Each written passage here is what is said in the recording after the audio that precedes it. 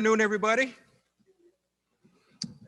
I'm Woody Keon, President and COO of the National Underground Railroad Freedom Center. On behalf of our board of directors, our great staff and volunteers, I'd like to welcome all of you to the National Underground Railroad Freedom Center for this special event this evening. We're honored to partner with the Cincinnati and Northern Kentucky Chambers on this important learning event that we've been working very closely with both entities. Primarily, I've been working with Amy, and I know Chris as well, but we want to thank both organizations for partnering and collaborating with us on this opportunity. I also want to thank all of you for your time by joining us for this crucial conversation about the realities of race, whether in the room virtually or whether in the room or virtually. You know, we had hoped and planned that we would be able to get more people in the room. We were looking at some pretty nice trends as far as COVID was concerned at the time, but unfortunately, COVID had no other plans and spoiled what we had planned to do, but we're gonna have a good time anyway, and we appreciate you coming out. I also want to offer a special thank you to Pete Strange. I know he'll kill me for this, but I want to thank him for bringing this idea forward and also for his sponsorship of this special event. And finally, I want to thank Dr. Melvin Gravely for choosing the National Underground Railroad Freedom Center as the launching point for this groundbreaking event and this book that he's launching. I have known Mel for quite some time. I'm not going to go into all of the details and all the fun we've had over the years, but I think you're in for a special treat and I'm looking forward to it. And at this point, I'm going to step aside and introduce Chris Miller, our Senior Director of Education and Community Engagement for the National Underground Railroad Freedom Center. Thank you for coming.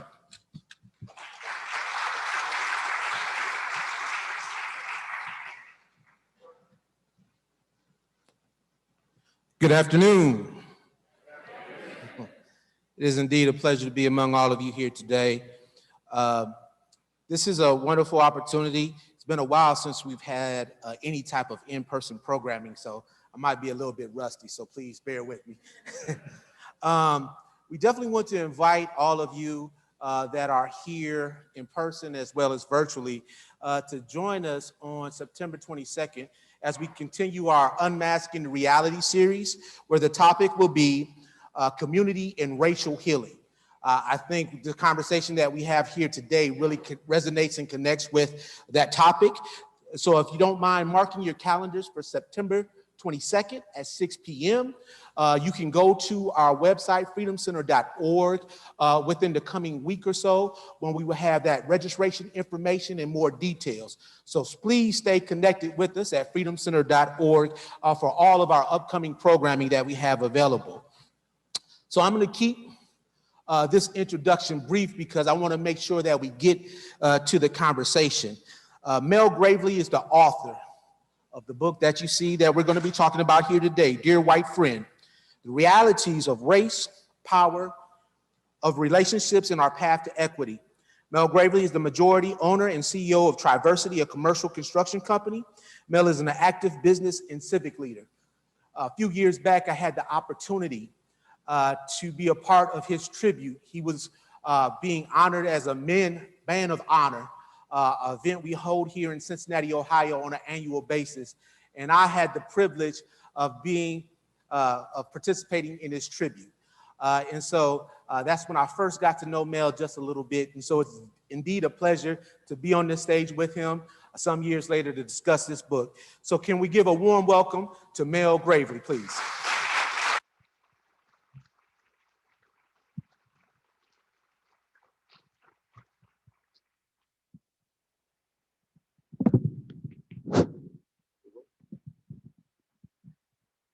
Wasn't too technical for you, right? Oh, one button. Thanks a lot. He's going to tease me already. Thanks for having me. Well, indeed, it's a pleasure to have you here. So we're going to get into some conversations. There will be an opportunity for anyone in the audience if they would like to ask a questions. We do have microphones that are set on the aisles to where you can ask your questions when we get to that point in the program. So I had the opportunity to read this outstanding book. And as I said, I came up with a few questions and I had to scale them back because when I got to about 20 questions, I said, oh, we won't be able to get through all of that. It's obvious that the primary audience for your book are white folks who believe that they have a good relationship with Black folks. Is it true? And if so, is there a secondary audience that could learn from your book? Yeah, well, that's a great question. The primary audience for this book are people who need an on-ramp to this conversation, an on-ramp that makes the topic accessible to them, that is not intimidating or accusing of them. It is simply helping them figure out what's really going on with race. So in some cases, yes, that's white people who believe they have a good relationship with Black people. In other cases, it's white people who aren't sure what kind of relationship they have with Black people. They're trying to figure it out. But there's another audience as well, and I've found that there are African American people whose experience is similar to mine, who've been trying to articulate how they feel about their place in America, their path in America. They've been trying to figure out how to say it in a way, and they're using this book to say, this is what I've been trying to say to you. This is how I've been trying to articulate it to you. So that's who I wrote the book for, and it shows that at least early on, that's who's gravitating to the book. Thank you, thank you. In reading the book, it appeared through the messaging in the book that you seem like you withheld engaging in this conversation to preserve your brand, your opportunity for success. Is that a truthful interpretation that I took from the book? And if so, what sparked you to engage in this conversation now? Yeah, I would have to say, in reflection, I would say, yes, that is a true articulation, that I have decided, either consciously or unconsciously, to simply ignore the issues of race, at least try to ignore them the best I can, and pursue my own success. And I don't apologize for that. In the contrary, I would say it probably makes me uniquely qualified to have this conversation, because I've spent the majority of my life with white people, and I've come to understand what it takes to be with them, what they need from me, and that makes me, in my opinion, more qualified to say, here's what I need from them for me now. As far as why now, I'd be lying if I didn't say I've gotten to a particular age now where, the downside doesn't scare me as much as it used to. I've probably gotten to a place of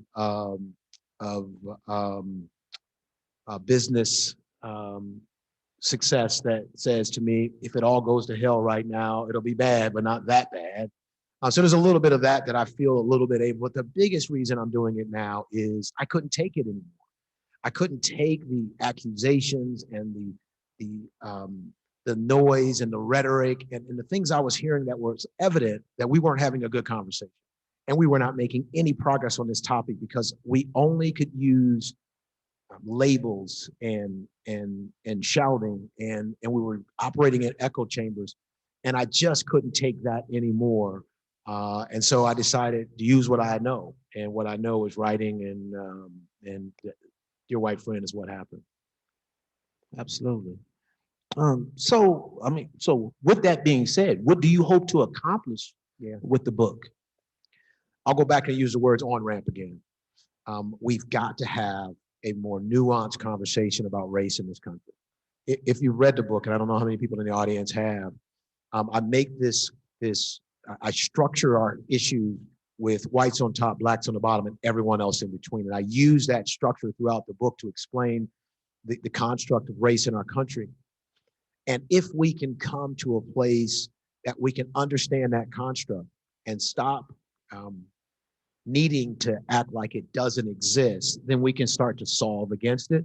And we're not going to get there by calling each other names and not talking to one another. And so what I hope to accomplish again is that on-ramp, that people who are trying to figure out what's going on with race, why should I care, and what can I do about it? If those are the three questions you're trying to answer, this is the book to help you on that path.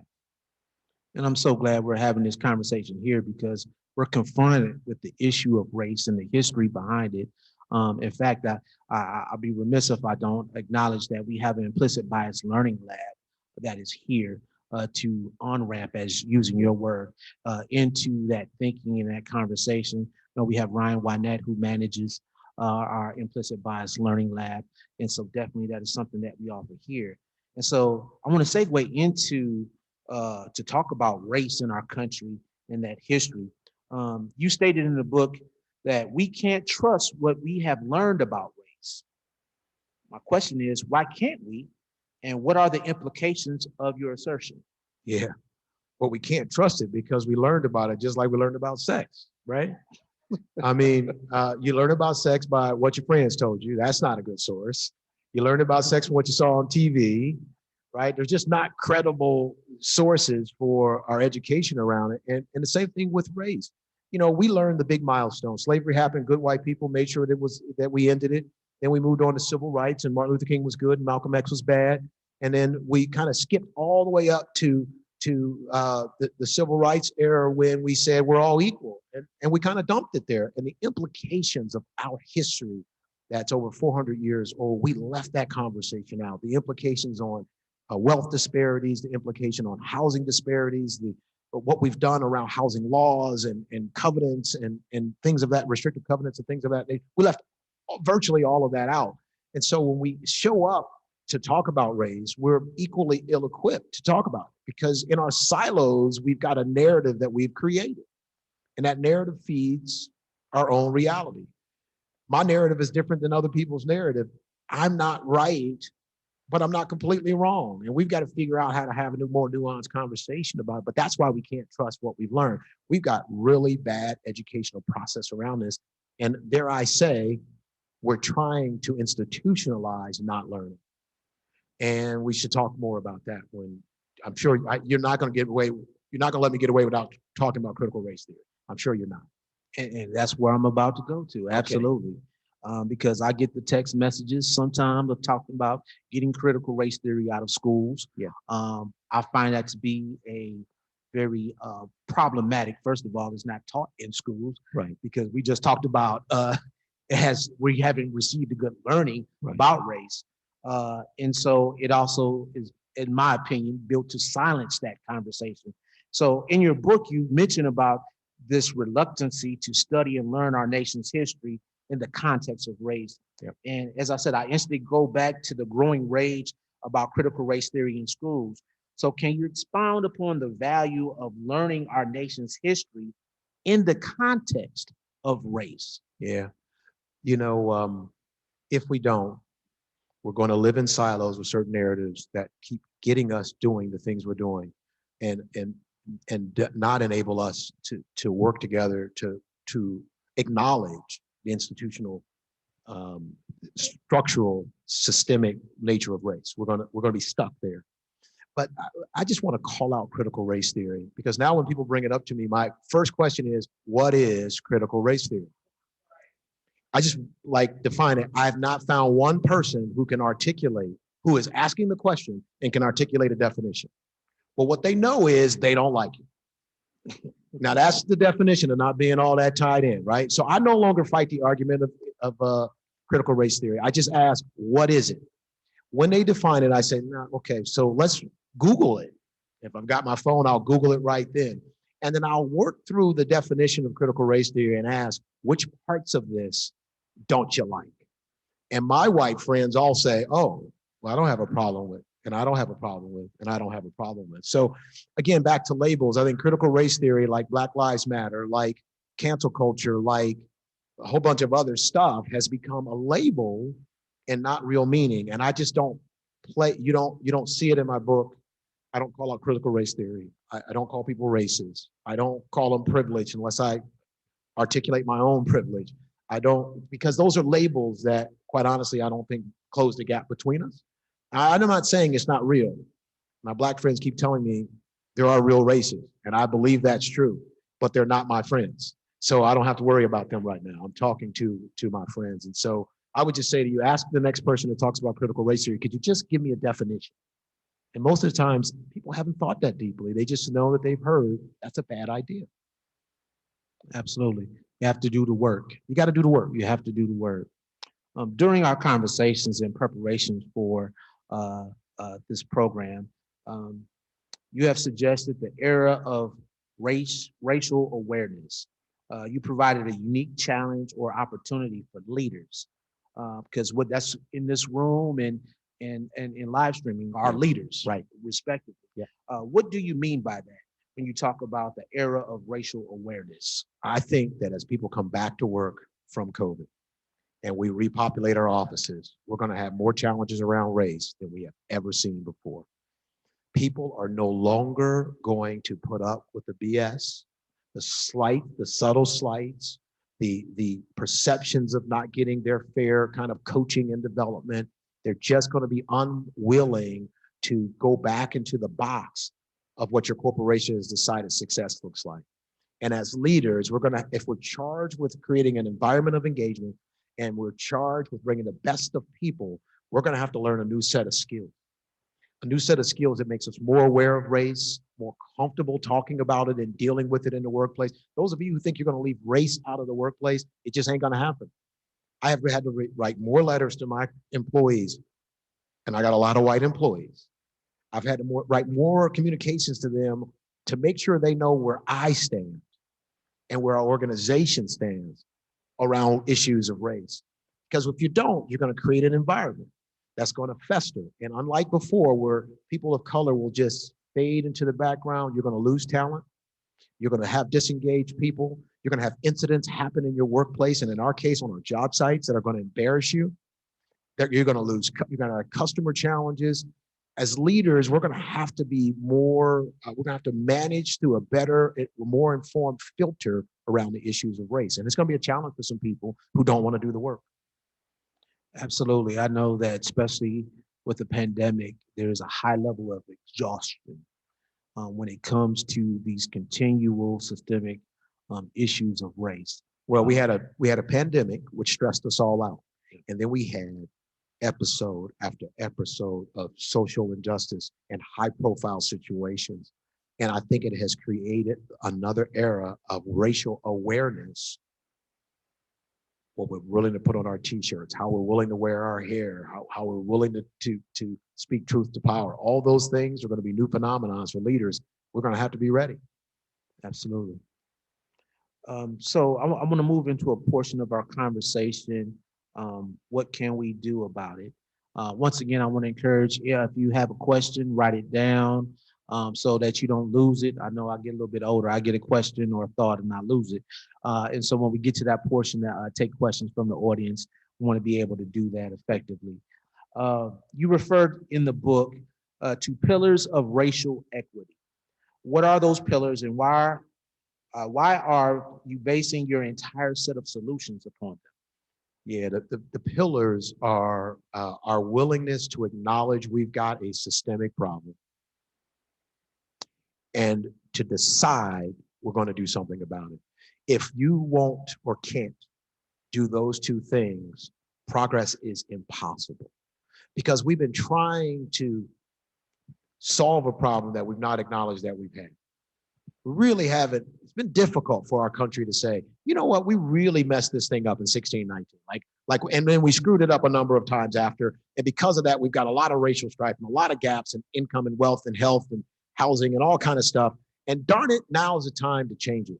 Until we do that, Chris, I'm not exactly sure how any systemic change can happen. And so I simply say, if you're not willing to acknowledge the problem and decide now it's time to fix it, then I'm really not all that interested in having a deeper conversation, because we're not going very far. We're just not going to get to the stuff that really, really matters to systemic change.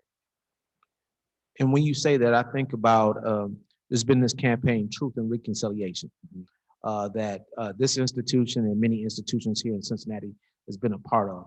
And before we can have any reconciliation, we must begin with the truth. Yeah. And I think that's, if you could speak about this a little bit, I believe that's what we've been grappling with.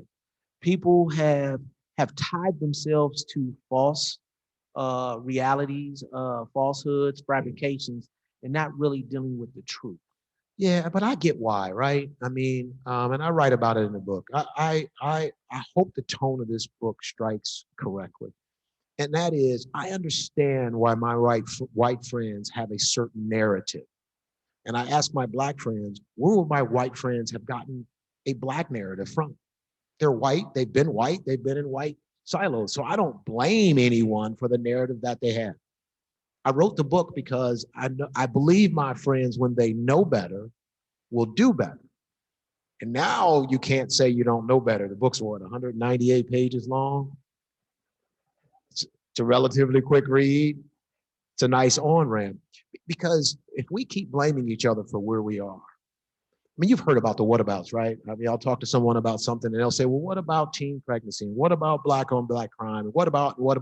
The whatabouts are not questions. They're statements because people don't want to acknowledge that we've got these apparent dysfunctions based on years and years and years of stuff.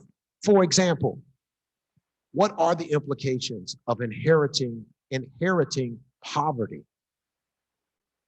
48% of all Black families inherit poverty. That means more than 2 generations in poverty, when 9% of white families are in the same situation. What are the implications of you're more likely to inherit your ancestors' poverty than you are to inherit any of their money? So what does that do about education and housing and your mindset around work and your mindset around the future and your ability to hope and prosper and dream? What does that do? But we want to ignore that.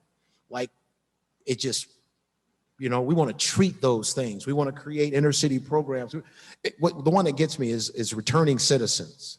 Now, I want to make sure I'm clear on this because it's being taped.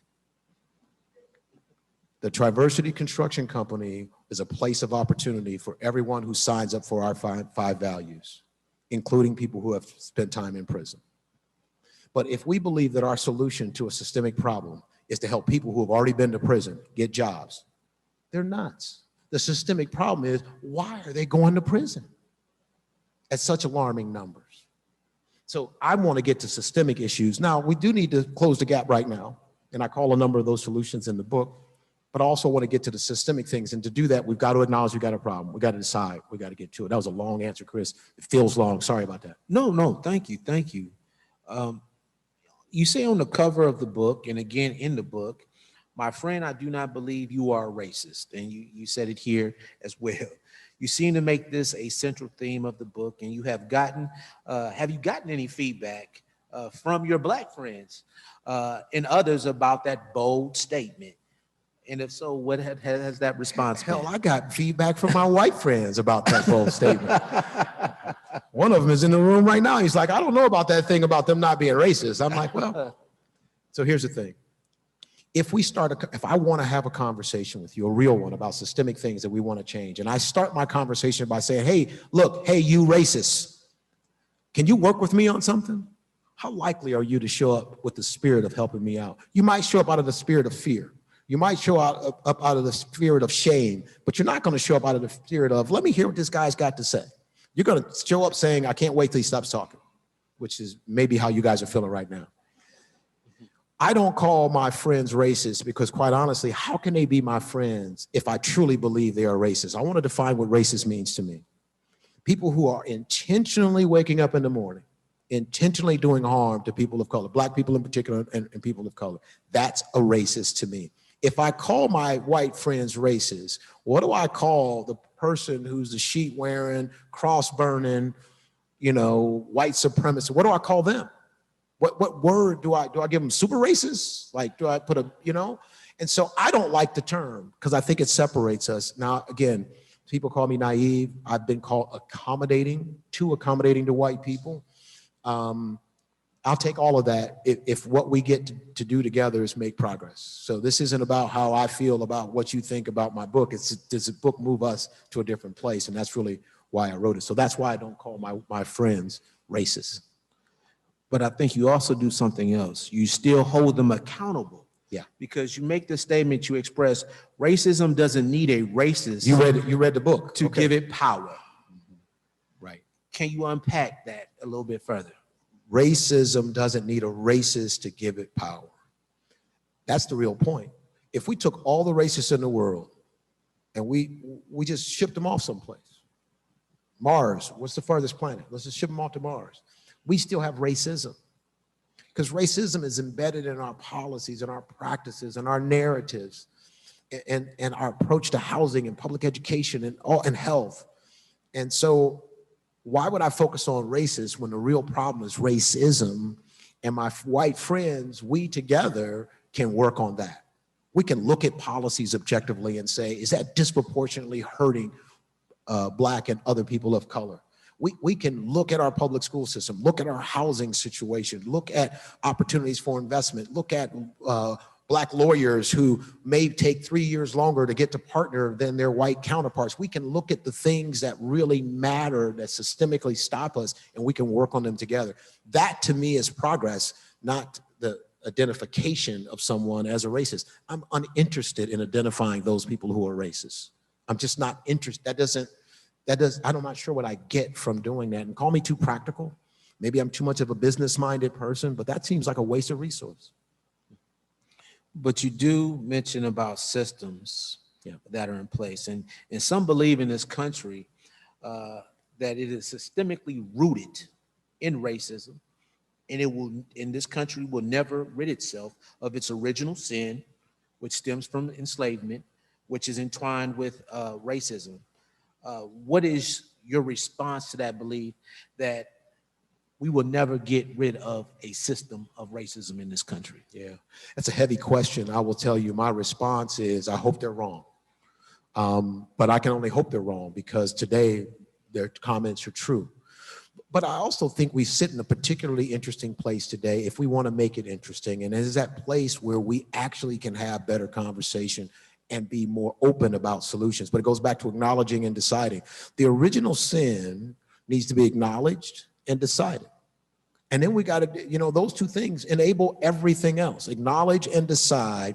Acknowledge we've got a problem. Acknowledge it was intentional. Acknowledge it did damage. Acknowledge we still do it. And then decide we're going to do something different. And I think whether it's you and your department that you're leading or your company that you're leading, and you change how you buy from your suppliers, or you change how you are looking at employees that you hire, or if you're in the community and you're changing how you select board members so that you have a more balanced sphere of influence, that you can have more inclusion in the community. Whatever you're doing, as we start looking at those things together, I think we've got a chance to make that statement not true.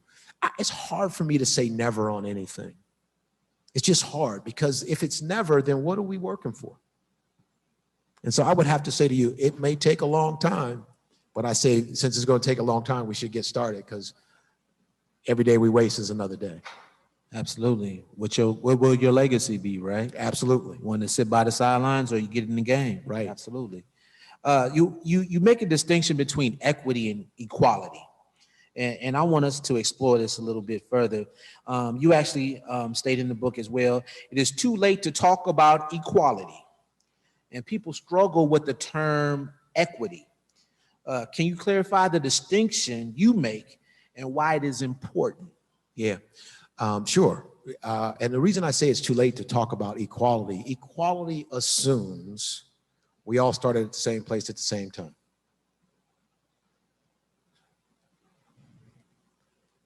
Along lines of race, we didn't start at the same place at the same time.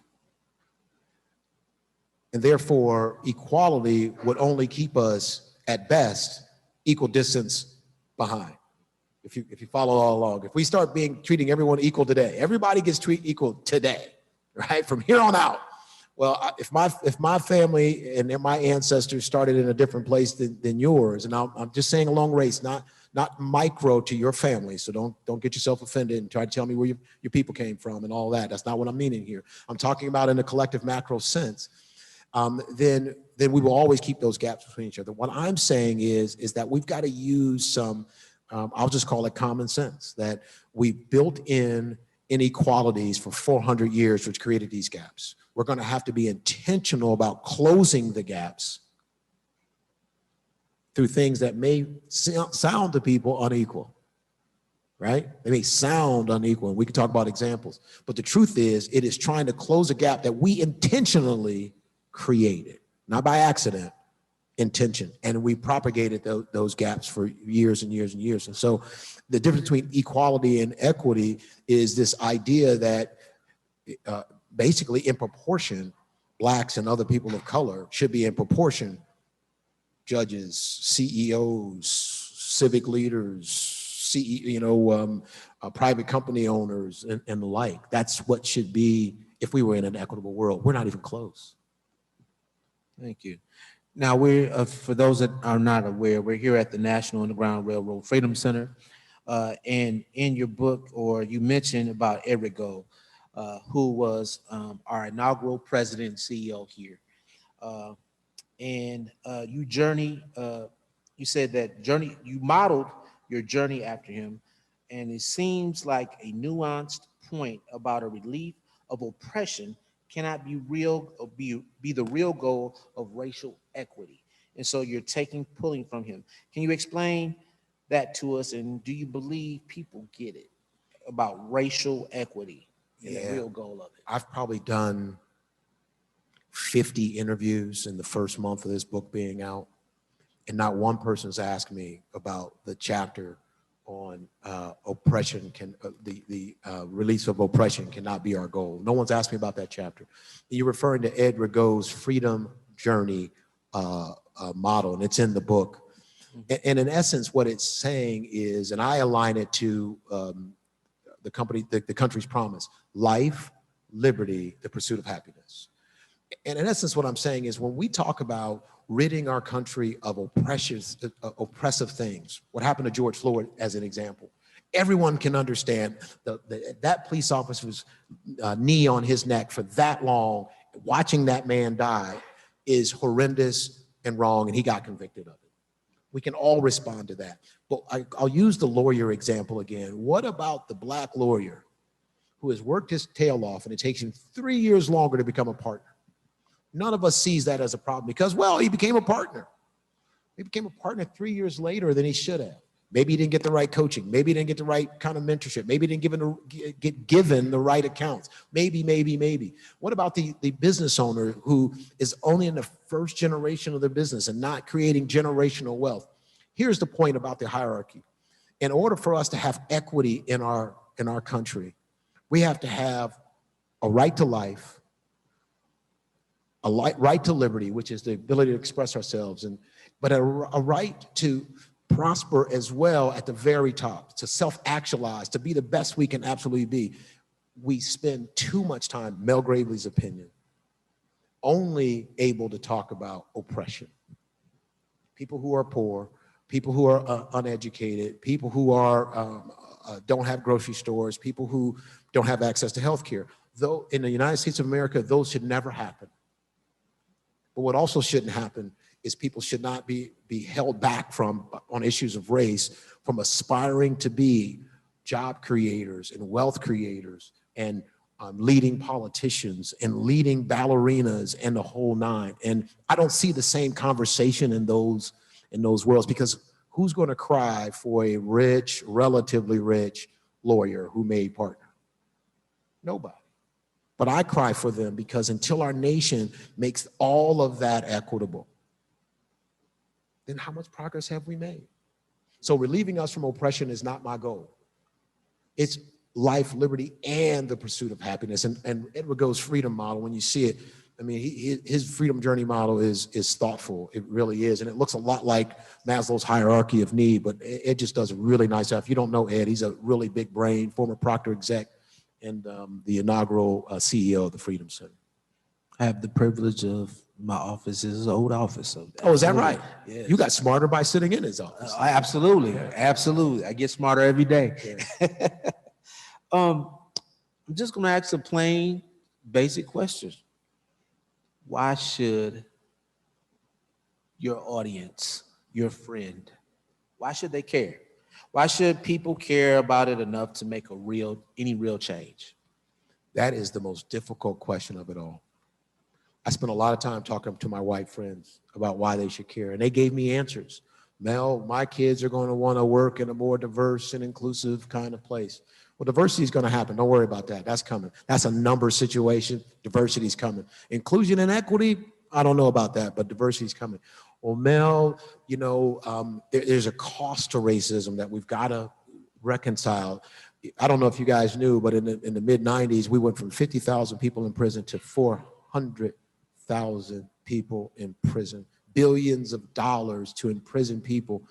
And at one point, 1 in 3 African-American males between the age of 20 and 29 was in the justice system, taking out a whole generation. You talk about single mothers. Well, take away the men and you end up with single women, right? I digress. So there's a number of practical reasons why. And I think they all make sense. And so if you need a practical reason, as a leader, there's one more reason. As a leader, you're not going to be very successful going forward if you're not able to manage across a group of folks in a way that has equity and inclusion in it, because people aren't going to put up with your stuff anymore if you can't. They're not going to put up with your fears about race, your discomfort about these topics. They're just not going to be engaged and thriving in your presence. And so you're going to struggle. But I go back to the promise of our nation: life, liberty, and the pursuit of happiness. If it's not for all of us, we're going to struggle to have it for any of us. Look around at what's going on in the United States of America. We are losing our position in the world because we spend more time pissing around with each other than we do being ready to take on the world in a competitive way. We've lost our mojo around entrepreneurship and education. We're just not as big and bad as we used to be. And I argue that we've lost our mojo because we can't figure out how to acknowledge and decide that, yep, we had a tough past around race, but we're also the greatest nation ever created on the planet. And if we can figure out a way to equity together, that we've got this new spirit about us, our new way of being that is enabled and inspired by the ability to be with each other, that's the reason, in my opinion, that this makes sense to me. That's why they ought to care. Definitely, it's the spirit of investing in each other. And so I saw on news today, I won't mention his name, but someone who's been very critical of Black Lives Matter movement and very critical about any issues that deals with police brutality. And this individual recently had his wife arrested because they thought she was intoxicated when all she had was water and lemonade. Yeah. And so now he's outraged. And I think usually what happens is that we can tolerate it until it comes to our to our doorstep. Yep. And I'm of the spirit that you need to embrace it even if it's not at your doorstep.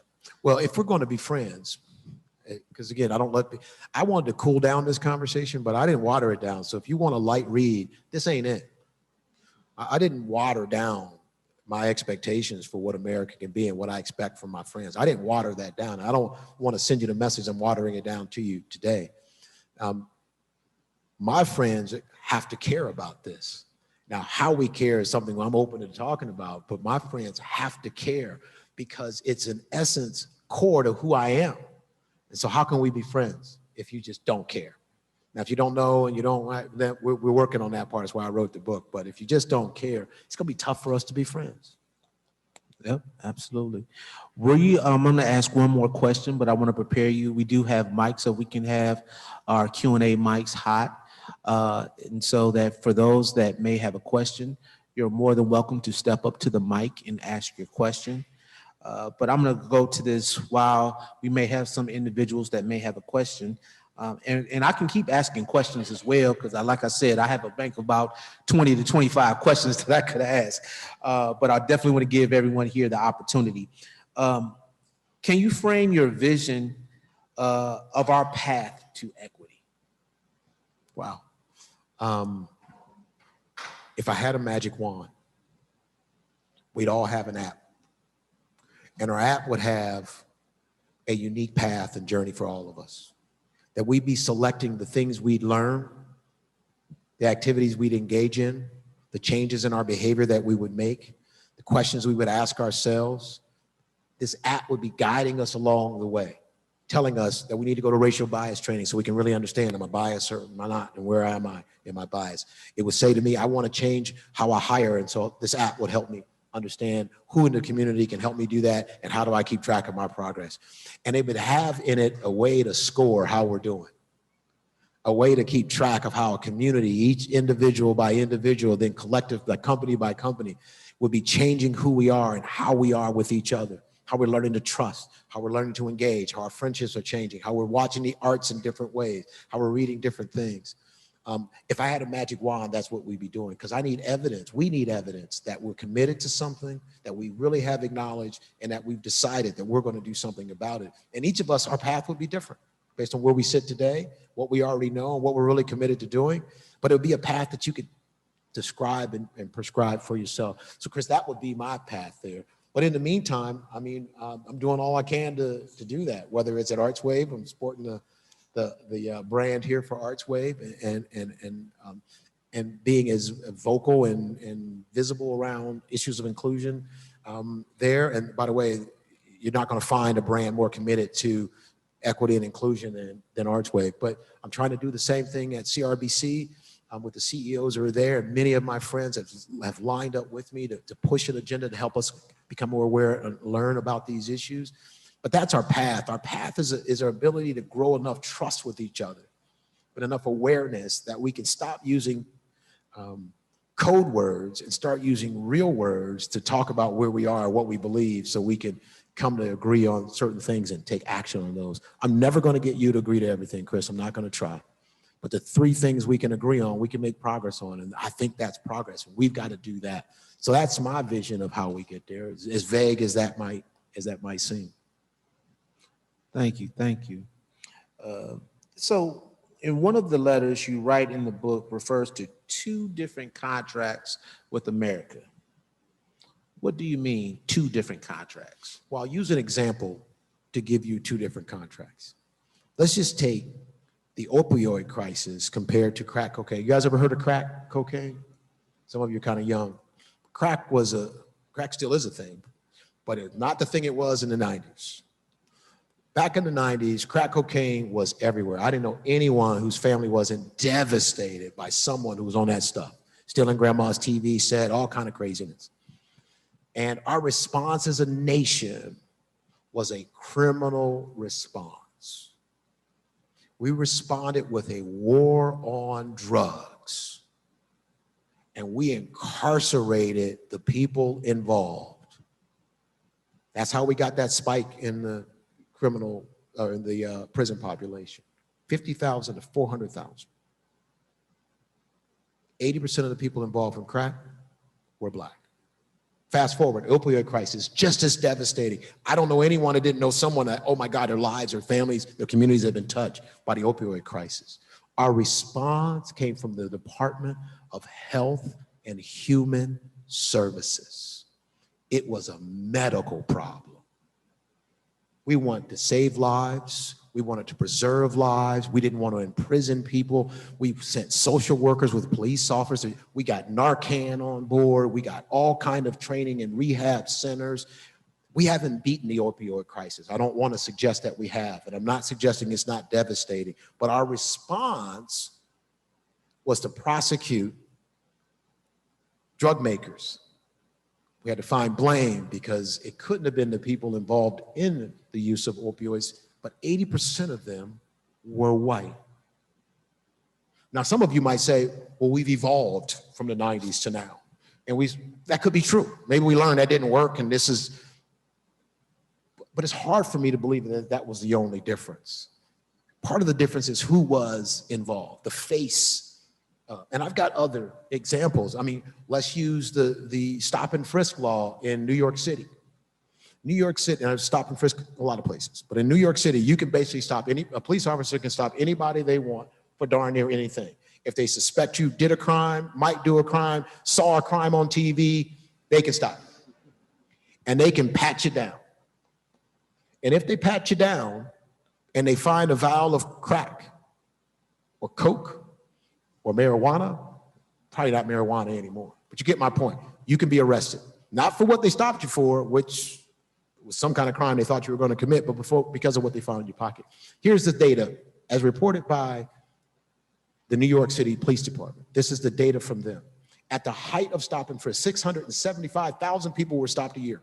675,000 people per year. 90%, no crime. Almost 60% of the people stopped were Black. 7% were white. If 60% of the people they stopped were white, will we still have stop and frisk? Maybe we would. Maybe it would be fine that white visitors to New York get stopped and frisked. Maybe that. I just find it hard to believe that those numbers make sense. So when I say 2 contracts, the contract we should all have with America is we have certain inalienable rights, right? Right to be presumed innocent, right to a fair trial, inalienable rights. But my rights are situational.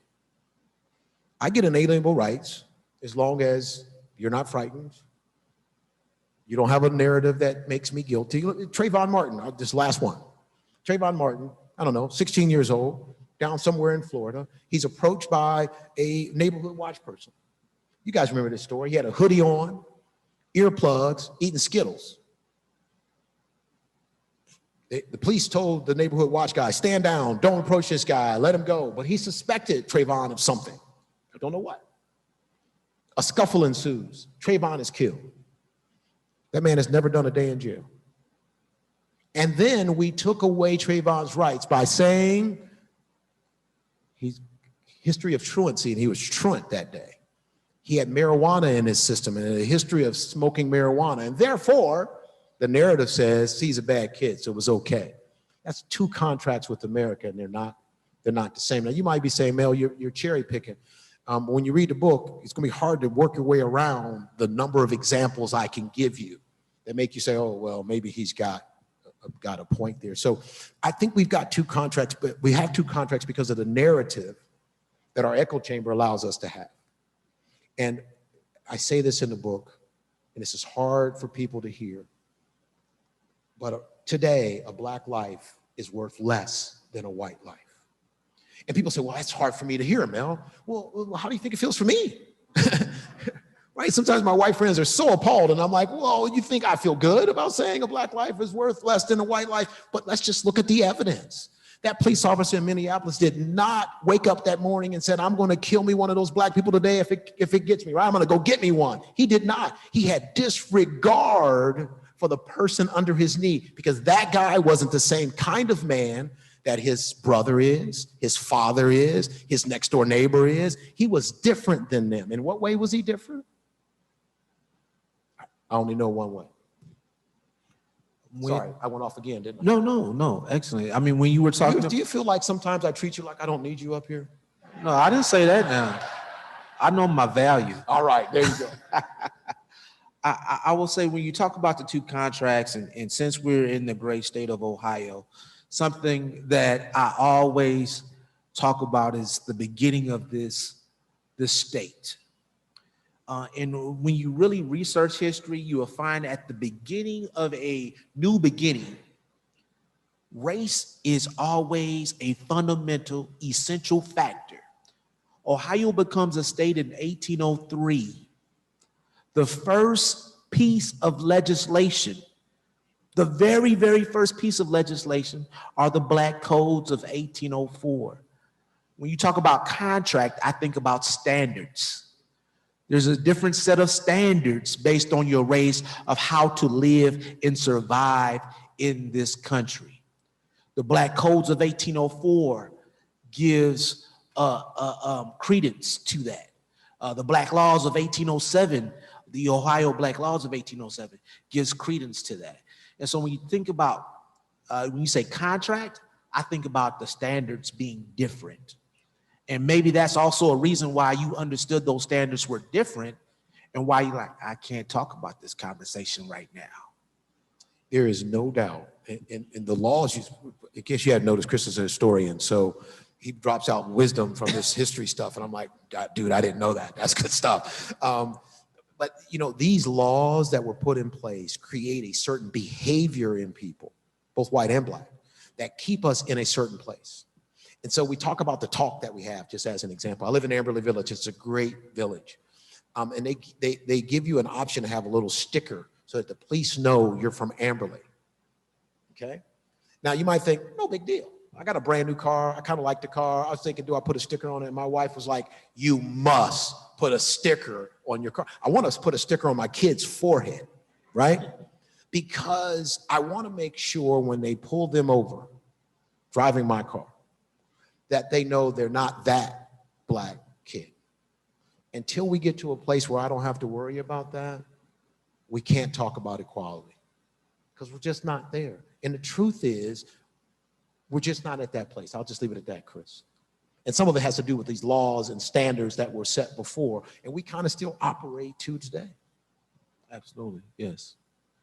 Once again, There was a person at the mic. Did I scare him off from his question? Okay, probably so. Go ahead, Chris. I will say that you also in your book, you conclude with 5 ideas you want the reader to consider. Yeah. Can you pick one of those important ideas out of those 5 to Yeah. share with us at this moment? Do something. One of the 5 is do something. You know, if we're going to talk about it, we got to be about it. So you think, well, what could I do? You can continue to learn more. I think that's a good idea for all of us. I'm continuing to learn more so I can become more aware because I'm embarrassed by what I didn't know and that I learned through this process of writing this book. But do something. Spend your money differently, hire differently, seek to coach differently, grow your skills differently so that you can be a more inclusive and equitable leader. And you can develop all types of talent, not just a talent you're used to embracing. So I would say that of the 5, I would say do something in this space. Thank you, thank you. I will say, you know, we're getting to a point in the conversation. You know, definitely, I want to pick up this book here.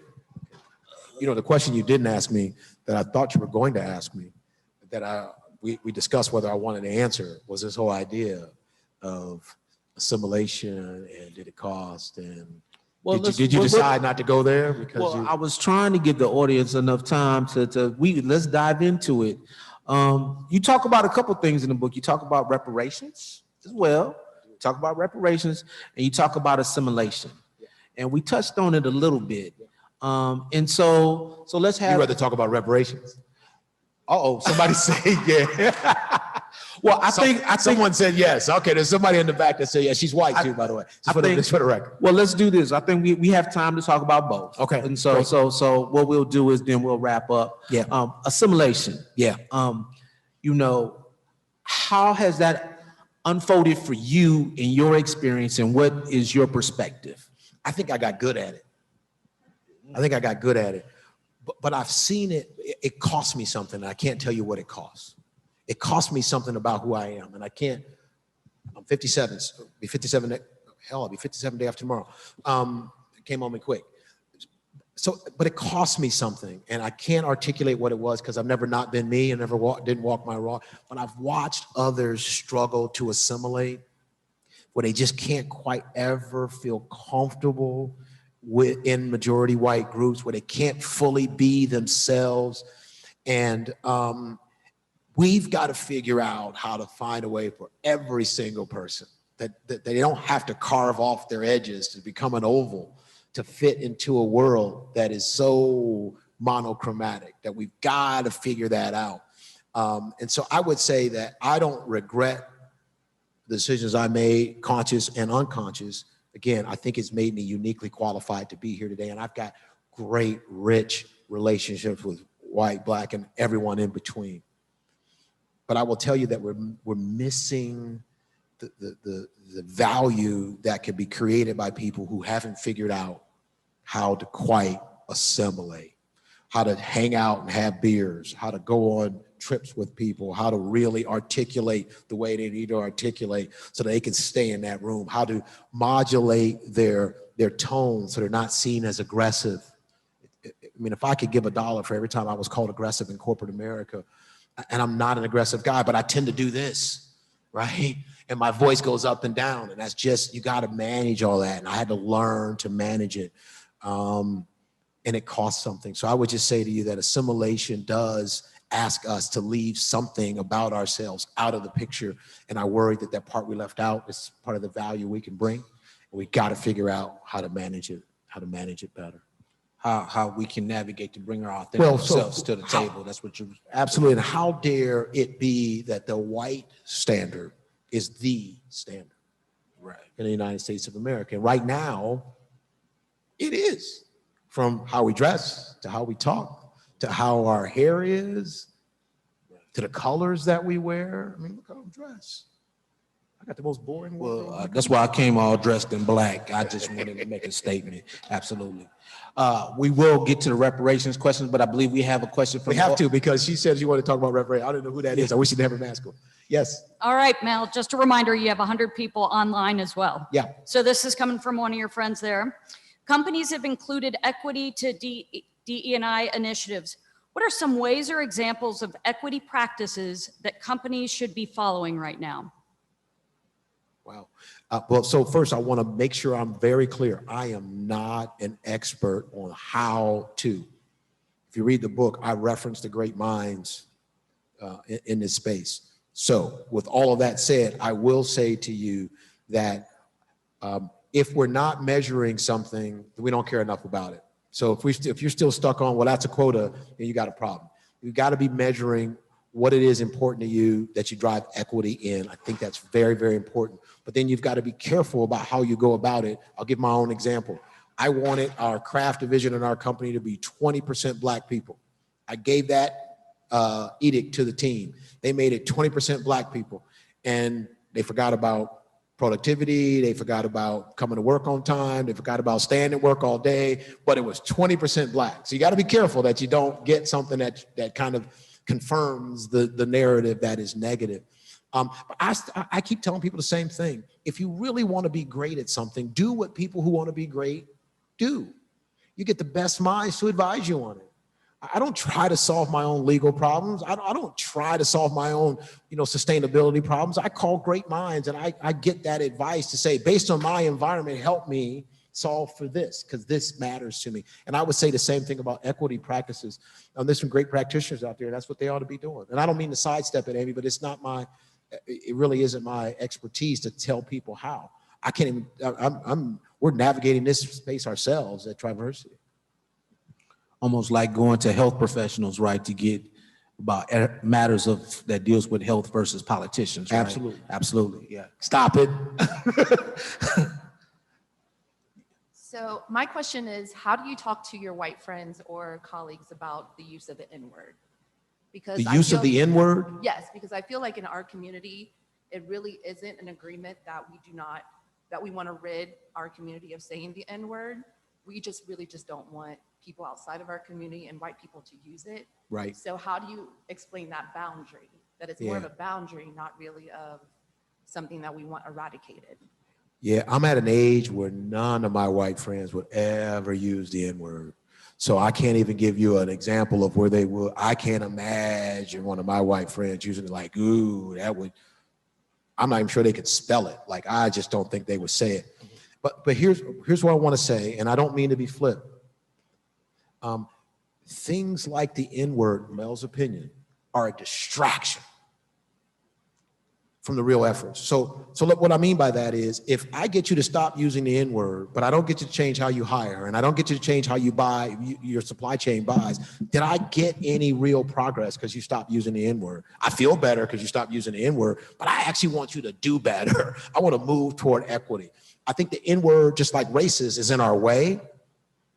But the stopping you from using the N-word or taking down a statue of some racist Civil War leader, that doesn't move me to equity on its own. We've got to have activities behind it. And so I just always caution people, be careful of the distraction of terms and words. With that said, though, I don't have much input on the N-word because I'm just I do have one friend who is Black who uses the N-word so often, but he doesn't use it around me because I just don't like that word. That's all I can give you, though. I apologize. I don't have a deeper thought. Okay, so you don't see it as a sense of just a respect level and a boundary level as opposed to something that's in the way? Yeah. Like, just as a thing is like, you want your friend to see you. Like when you were saying how you don't see your friends as racist, but they don't really have a good view of Black people. Right. But it's like, why don't they look to you as their friend, as their view of Black people? This is the person that they see. This is the person that interacts, and he happens to be a Black man. So how isn't that translated to other Black people? Yeah, again, if I understand what you're saying, what I'm telling you is I don't have any white friends that use the N-word in front of me, at least. So I don't have a I mean, frame. besides the whole N-word, just Okay. as the sense of you're saying with your friends. Take the mask down a Oh, little I'm bit so we sorry. can hear. Just in the sense of you're saying with your friends that Okay. they don't have an idea of blackness Right, and that you can't create that for them, but it's like you already have, right. just with your existence as their friend. Yeah. So how is that not them not seeing you? And how is that a true friendship if they don't see you and they don't see blackness in the likeness of you? Yeah, I'm And how they correlate that to the rest of Black America? I was supposed to follow that, and I'm I'm sorry. just not. That's okay. So I would say this: I don't want to be all of Black to my white friends. So I don't. I want them to have a full, rounded, full breadth of understanding of Black people and cultures in general, Black, brown, and others. But I just didn't follow you, and I apologize. We can talk after, and I promise I'll try to do better. I think to chime in, I think It's me not listening. I apologize. this might be helpful. When you talk about, I would prefer people to see me as a human being, to have empathy for me. Often they look at me, I'm a big guy. Did you play football? That it automatically goes to something that's dealing with athletics or performance and whatnot. But to tell them, yes, I'm a scholar. I work at this national museum. When the public sees me and not knowing what I do or knowing me in depthly, that's automatically what they go to. And so in that, when you talk about your friends, that might not have the same racial makeup of you, you want them to see your humanity.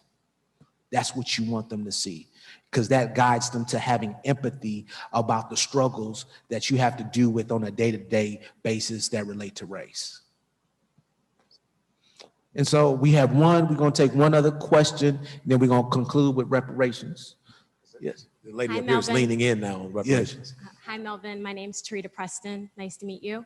A statement and a question. I really appreciate you bringing this book to us, writing it, and really during this time. And I want to kind of challenge everyone in the room because, to your point, this system persists because it's a system, and it's a system that's upheld by people. So it's always great for everyone, no matter what color, to ask the question of, okay, but how have I created, supported, or condoned racism or injustices? Some of us may not have created it, yet some of us definitely support it, and we condone it by not saying anything, by not calling to action, by not having these conversations. And this book, to me, seems a great invitation for that, right? And a question for you, how has writing this changed you on the inside and the outside? Well, first of all, I don't know you, but I know you. And I'm not surprised by such an insightful question. If you read the Business Courier article, the reporter said you had a feeling when you talked to this guy that he knew that his life was going to change forever after this book. This book has made me much more clear about how I got where I am, what's going on where I sit, and the influence I can have right now. I'm just much more clear about it. So it's harder to get me to do things that distract me from it. I don't sit around and talk about race all the time, and I don't want to talk to people about race all the time. I want us to live out our lives in a way that is equitable and full of inclusion. And it shouldn't have me at every dinner table talking about race. But I will tell you that writing this book,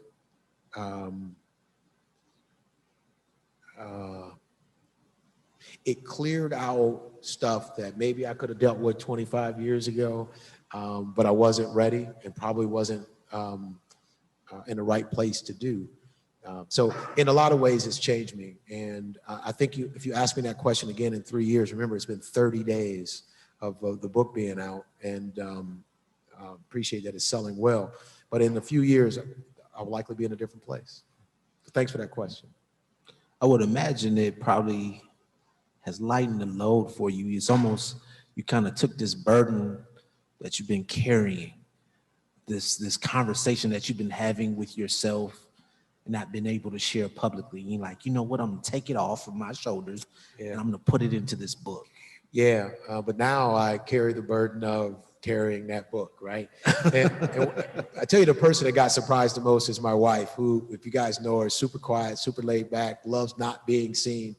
And she's like, "No, we're just all up in this now, huh?" I'm like, "Yeah, I think we are all up in this now." So she's real receptive. Well, before you get on Oprah or anything else, remember you were here at the National This is Underground where it all Railroad Freedom started, Festival. baby. That's right. Where it all started. And give her a good word for me.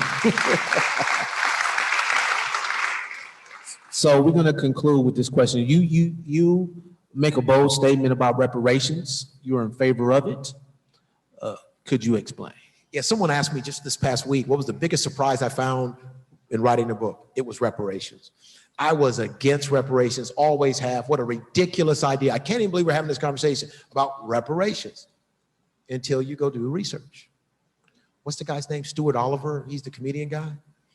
Look up Stuart Oliver's, whatever his name is, John Oliver. Look up his on YouTube, his episode on reparations. This guy articulates reparations tighter than you. In 30 minutes, you'll be like, oh, maybe I didn't understand. Here's why I make the argument. There is a gap. If we just look at wealth, there is a gap that is so staggering that we'll never close it. $188,000 median wealth for white people, $24,000, and I may be off by a couple thousand, but I'm close. 7.8 times more wealth in the average white family than the average black. And you might think, well, what about people like you that have gotten to the top 10% of income? The top 10% of income, black and white, is still 4 times difference in wealth. It's staggering, the gap. So if we don't do reparations, please God tell me, what will we do? Because the wealth gap's getting worse. See, this is a secret. Once you're actually wealthy, that money makes money even when you're not doing anything. And then you pass it on to the next people and it makes money while you're not doing anything. Meanwhile, we're worried about income and there's wealth over here, right? And so it's staggering and getting worse. And if you think about how the nation was built and how wealth was created from land ownership to agriculture, then to the industrial sector, and how we systematically, by law, kept black people out of it and leveraged their talents in it. I've got a couple lawyers in the room. This is an open and shut case for reparations. And you might say, well, Mel, what do you mean by reparations? I want a check written to descendants of enslaved people in the United States. That's what I want. Now, you might say, well, you can't have it. Okay, I'm just telling you what I want. I'm no longer going to articulate what I think I can convince you to do. I'm going to tell you what I think it ought to be, and then we can back away from there. One last thing I'll say about reparations. Well, my black friends don't even like reparations, most of them. Their argument is they will just waste the money. Well, first of all, I'm insulted. I wouldn't waste the money, so give me mine. Amen. Second, and I got a third, but second, if people waste their money, it's theirs. Let them waste it. So why would you be against reparations? If they're going to waste it, they're going to buy the things you say, gym shoes, blah, blah, blah. Well, then that means they'll give it back to the white people. So it's still good for white people. This could work out, right? The last thing I'll say is here's the face of reparations for Mel Gravewood. There's a single mom. I'll pick a real community living in Bond Hill. She's got 2 kids. Kids are in elementary school. If she got an $80,000 check in reparations, she could make a down payment on a house in your neighborhood in Sycamore Township or in Montgomery and send her kids to Sycamore Public Schools. They'd have a different friend set, a different set of resources available to them in their schools. They might get a scholarship to a different college. It could change their lives forever and break the cycle of poverty that she probably inherited from her mother, who inherited it from her mother, who inherited it from her mother. I don't know how else to solve it. There was reparations already. When enslaved people were set free, they cut a deal and they gave them land, 40 acres and a mule. You ever heard that? The mule part probably wasn't all that true, but the 40 acres was real because that's what a family could do to sustain their lives. And within months at least, Lincoln was killed, Andrew Johnson became president, he gave all the land back. So reparations is not like a stupid new idea. By the way, the Jews got reparations, created the There's state of been other Israel. groups that That got worked out for them reparations. too. Right. So I'm simply saying there are models to follow. There's a lot to figure out. Put some smart people in the room. I know more than half the people in here are like, no way on reparations. Read that chapter and come back to me and tell me my argument doesn't make sense. Come back to me and say, you're a nut job. It'll never work. I don't think you'll be able to, because I convince my own self. You know, that's hard to do, right? When you don't believe something, I like talk myself into it. Then I had to talk myself into leaving it in the book, because there were a lot of people said, leave it out, because it'll be a distraction from the message you're trying to carry. But I had some white friends say, I disagree with you completely about reparations, but I think you ought to leave it in because the argument makes sense. So that's my position on reparations. Thank you. You're welcome. Thank you. So I would definitely say one of the key messages is this book is an unwrapping. It is an introduction into the conversation. It is not the conclusion of the conversation. It's not the middle part of the conversation. And so I believe it's very critical for us to understand that we must do the work to educate ourselves about race, have the courage. We have principles here that we lifted from the Underground Railroad: courage, cooperation, and perseverance. When we broach this subject about race in this country, we must have courage. We must have the willingness to cooperate with each other, and we must have the ability to persevere. And so I want to thank you tremendously for writing this book, sharing your thoughts, sharing your insight with us. And so I'm going to lead you to the signing. So everyone here will get a copy of the book and get it signed by you. And I'm going to ask our president, Mr. Woody Keon, to provide us with some closing remarks. But can we give Mel Gravely a hand of applause, please?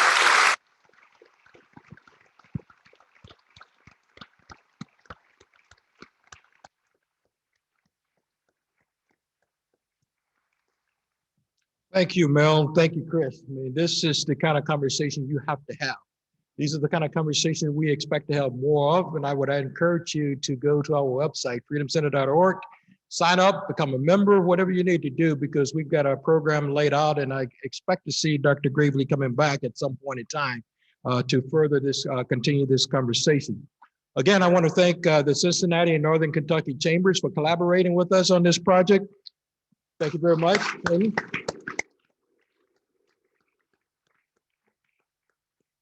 Also, again, want to thank my good friend and buddy. He's becoming a good friend of mine. I'm spending a lot more time and learning a lot from him. Pete Strange, thank you for the idea.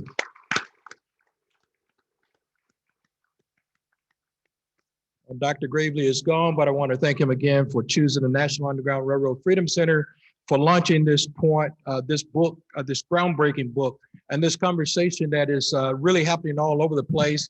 But it needs to happen a lot more. And I want to thank you for coming and spending your time, investing your energy. And I encourage you to do what Mel said. Do something as you leave.